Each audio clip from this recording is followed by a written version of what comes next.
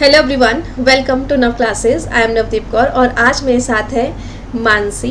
Congratulations Mansi, इनका thank you. एरएफ भी हुआ है। आपके साथ ऑलरेडी इंटरव्यू एक बार हो चुका है और इस बार उससे भी बहुत अच्छी गुड न्यूज़ है कि एनआईटी दिल्ली में इनका पीएचडी एडमिशन हुआ है, तो उसके लिए तो और भी ज़्यादा कॉन्ग्रेचुलेशंस।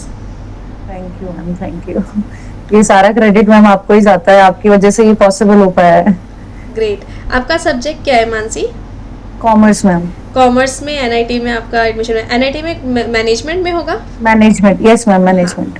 ठीक है, कोई इशू नहीं होता क्योंकि मैं खुद कॉमर्स से पीजी किया है, ग्रेजुएशन किया है, लेकिन मैं भी मैनेजमेंट में पीएचडी कर रही हूँ और आप भी कॉमर्स से जाके एनआईटी में मैनेजमेंट में आपने पीएचडी में एडमिशन लिया है और अब तो आपकी जेआरएफ भी लग जाएगी, एक तो साथ साथ हो यस गया। मैम। बहुत बढ़िया, ग्रेट। तो हाँ जी, तो आप बताइए कि आपके ये जो अब एनआईटी में एडमिशन के लिए आपने सोचा कैसे? थोड़ा सा शुरू से शुरू करेंगे। मैम एक्चुअली मेरा जेआरएफ जो हुआ था जनवरी अच्छा 2025 में हुआ था। अच्छा, उसके जनवरी। बाद मैं आपसे एक बार मिल चुकी हूँ, मेरे को मौका मिल चुका है आपसे मिलने का, सो हाँ, मैं आई वाज देखा सो देखा लग रहा है। ग्रेटफुल। यस, अब अच्छे से यस याद आ मैम। गया, मेरी लाइब्रेरी में आई थी अप्रैल में। Yes ma'am. Yes ma'am. हाँ, अब याद आ गया अच्छे से। उसके बाद मैम मैंने कहीं पे अभी एनरोल नहीं किया था। I was preparing for my HPSC assistant professor exam. Yes. So वो जून में होना था जो कि पोस्टपोन हो गया। सो उसके बाद मुझे लगा कि शायद वो बहुत ज्यादा अभी डिले हो रहा है, so let's give it a try कि हम PhD में एक बार एनरोल करके देखते हैं। एंड मैम मेरा ये फर्स्ट ही कॉलेज था जिसमें मैंने ट्राई किया जी। और फर्स्ट इंटरव्यू था मेरा, जो होपफुली बहुत अच्छा गया मेरा, और वो सिर्फ आपकी वजह से गया मैम, बिकॉज मैं आपके मेंटरशिप कोर्स में भी एनरोल्ड हूँ। अभी तो मेरा ओवर हो चुका है, बट मुझे बहुत हेल्प मिली इंटरव्यूज में, क्योंकि आपने बहुत माइनर माइनर चीजें जो बताई थी, जैसे मेरा मैम मास्टर्स और अभी गैप काफी हो गया था, हाँ सो जी। आपने उसको बताया था कि किस तरीके से उसको टैकल करना है, यस। कि आपको अपने एक्सपीरियंस बताने हैं अगर आप वर्किंग थे तो, और अगर आपने कोई स्किल्स एक्वायर किए या फिर आपने वर्कशॉप लिया, आपने यूज किया था वर्ड कि आपको कोर्स नहीं बोलना हाँ है, आपको वर्कशॉप बोलना है। सो मैम मेरे माइंड में वही एकदम से टिक किया कि मैम ने बताया था ऐसे ही करना है। सो मैम उसका काफी एडवांटेज मिला। बाकी मैंने रिसर्च प्रपोजल आपके गाइडेंस में ही मैंने प्रिपेयर किया था, जी। सो वो डिस्कस हुआ था। तो ये सभी चीजें मेरे लिए काफी हेल्पफुल रही इंटरव्यू में। जी, वेरी गुड, बहुत अच्छे। एंड मानसी, ये इसके फॉर्म कब निकले थे? मैम इसके फॉर्म मई एंड में निकले थे। ओके। मई एंड जुलाई के स्टार्टिंग में इसकी क्लोजिंग डेट थी। उसके बाद इनकी एक मैम प्रोविजनल लिस्ट आई थी जिसमें जो JRF जो बच्चे थे, JRF अवॉर्डी थे, उनको सेलेक्ट किया गया था और कुछ नेट बेसिस पे भी थे। जी। सो मैनेजमेंट में मैम अप्रोक्स 9 to 12 स्टूडेंट्स जो थे वो सेलेक्ट हुए थे, अच्छा। जिसमें मैं भी एक थी। तो मुझे बड़ा ऐसा मैम पहले बिलीव ही नहीं हुआ कि मेरा भी नेम इसमें है, हाँ। बिकॉज मैम एक तो बिल्कुल कैटेगरी चेंज हो गई थी स्टेट के वजह से, और मुझे था कि क्या ही होगा क्योंकि बहुत कंपटीशन होता है और ये NIT है। एनआईटी है। NIT का मैम ऑरा ही अलग होता है, तो वो थोड़ा सा एक मन में हेजिटेशन था कि नहीं होगा। फिर भी मैंने चेक किया, उसमें नेम आया। देन मैम उसके बाद इंटरव्यू हुआ है, तो वो मेरा काफी अच्छा गया था। एंड डे बिफोर यस्टरडे मेरा एक डॉक्यूमेंट वेरिफिकेशन था, जी। And from Monday I have to report to my guide. Good, very nice. Yes तो मैम। ठीक है, तो इसमें आपका एंट्रेंस नहीं हुआ और प्रपोजल नो लेके? मैम। नो ठीक मैम, है, एग्जम्प्टेड था। एग्जाम्प्टेड था क्योंकि जेआरएफ था। यस जी। मैम। Yes ma'am. सो अब फिर हम इंटरव्यू पे आ जाते हैं। तो इंटरव्यू में उन्होंने आपसे कैसे क्वेश्चंस किए थे? इंटरव्यू में मैम स्टार्टिंग में तो आपसे इंट्रोडक्शन बोला गया। देन उनको एक जो चीज कहीं ना कहीं पॉइंट आउट की उन्होंने, वो किया कि आपका गैप है, आपने हाँ। ड्यूरिंग द गैप क्या किया। तो मैंने वही आपकी जो ट्रिक्स थी मैंने वो करी अप्लाई, की मैंने 3 years मैम प्राइवेट ऑर्गेनाइजेशन में वर्क किया, वो बताया उनको।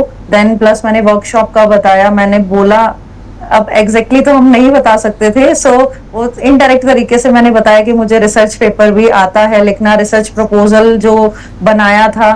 बिकॉज मैम उन्होंने ये बोला था कि आपको प्रेजेंटेशन जो है वो करनी है, बट जी। समहाउ वो पॉसिबल नहीं हो पाई थी। बट जो मैंने उसमें किया था इंक्लूड बिब्लियोमेट्रिक्स और वो सभी चीजें, मैंने कुछ कुछ क्रक्स जो है वो वहां पे बताए। तो उन्होंने तब ये पॉइंट आउट किया कि आपको ये कैसे आता है, बिब्लियोमेट्रिक्स तो काफी एडवांस हो जाता है। हाँ। तब मैंने बताया कि मैंने वर्कशॉप किया था तो ये मेरी मेंटर जो मैम है उनकी वजह से ही पॉसिबल हो पाया। तो उन्होंने मुझे सिखाया था आर सॉफ्टवेयर कैसे यूज करना है, तो ये इस वजह से वॉस व्यूअर कैसे यूज करना है। तो मैम वो थोड़ा सा मेरे लिए प्लस, थोड़ा नहीं काफी ज्यादा वो प्लस पॉइंट रहा मेरे लिए। फिर वो वही डिस्कस करने लग गए थे मैम। अच्छा, ठीक है। यस। तो मैं आपको बता दूं, नव क्लासेस ऐप में मैं रिसर्च मेंटरशिप वर्कशॉप कराती हूँ, और मैंने उस कोर्स का नाम में भी वर्कशॉप लिखा है ताकि आपको जो सर्टिफिकेट है वो मिले, एंड ये आप दिखा भी सकते हो, और काफ़ी बच्चों ने दिखाया भी है कि हमने यहाँ सीखा। इसका मतलब ये होता है कि हमने इसमें पार्टिसिपेट किया है और हमने सीख के खुद से प्रैक्टिस किया है। वर्कशॉप का मीनिंग ये होता है। तो इसका एक अच्छा इम्पैक्ट पड़ता है जब हम किसी को बताते हैं कि हमने ये चीज़ सीखी हुई है, क्योंकि सबको पता है कि ये एक अपने आप आ ही नहीं सकती, या ये कहीं ना कहीं से तो ज़रूर से सीखी होगी। और रिसर्च ऐसी चीज़ है जो कि हमें कभी स्कूल कॉलेजेस में नहीं सिखाई गई, तो आपको एक अच्छी जगह से सीखना ही होता है। जी यस मैम। तो मेरे लिए तो काफी प्रोडक्टिव रहा मैम ये, क्योंकि हमारे मास्टर्स में भी नहीं हुआ था रिसर्च का रिलेटेड। तो मैंने तो बेसिक्स से ही, जीरो से, स्क्रैच से जो स्टार्ट किया वो आपके कोर्स से ही स्टार्ट किया था मैम। तो इसलिए मेरे लिए तो काफी हेल्पफुल रहा। एंड अभी तो मैं बहुत ग्रेटफुल हूँ। मुझे था कि मैम से मिलने का आई थिंक एक और चांस मिले तो मैं बताऊं अपना एक्सपीरियंस क्या रहेगा। एंड मैंने कल आपको मैसेज किया तो आपने खुद से ही बोला कि लेट्स कनेक्ट। सो मेरे लिए तो मैम बहुत बड़ी बात थी, बहुत अच्छी अपॉर्चुनिटी है आपसे फिर से कनेक्ट करना। जो आपकी थ्रू आउट जर्नी रही है मेरे साथ, तो मुझे तो बहुत मैम मेमोरेबल लगती है। अराउंड 6 to 7 ईयर्स से मैं कर रही हूँ आपके अंडर। जी, ठीक है। Yes ma'am. सो और कौन से क्वेश्चन पूछे थे उन्होंने इंटरव्यू में? मैम क्वेश्चन इंट्रोडक्शन था, फिर आपके एक्सपीरियंस बेस्ड आ जाते हैं, फिर उनका वही आता है कि आपने ये टॉपिक क्यों चूज किया।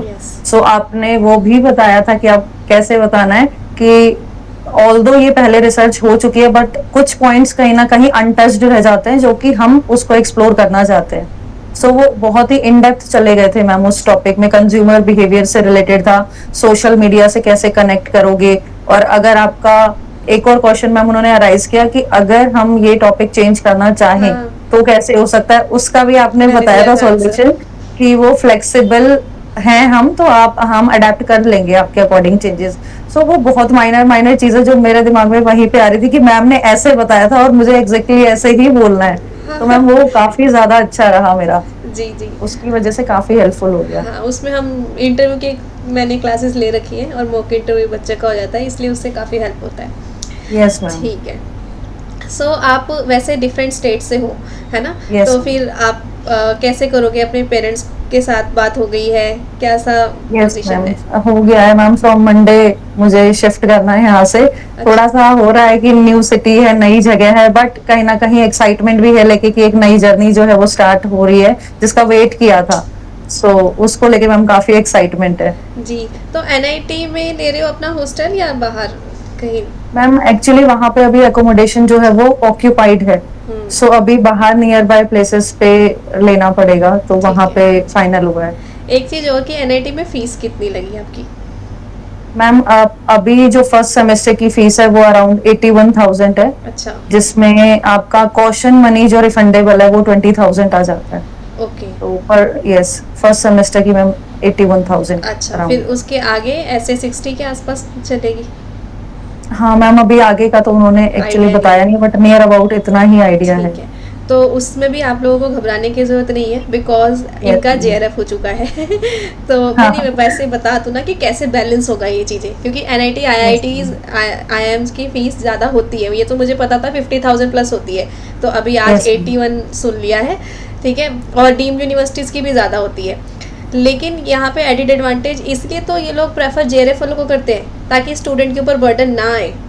उनकी प्रेफरेंस होती है ज़्यादातर कि जिसके पास फेलोशिप हो वो आ जाए, या फिर ये लोग खुद अपना, जिनको नेट वालों को लिया होगा तो आई एम श्योर कि उनको एनआईटी की तरफ से फेलोशिप मिल रही होगी। एक्चुअली हम 2 कैंडिडेट्स जो हैं वो सेलेक्ट हुए हैं सिर्फ मैनेजमेंट में।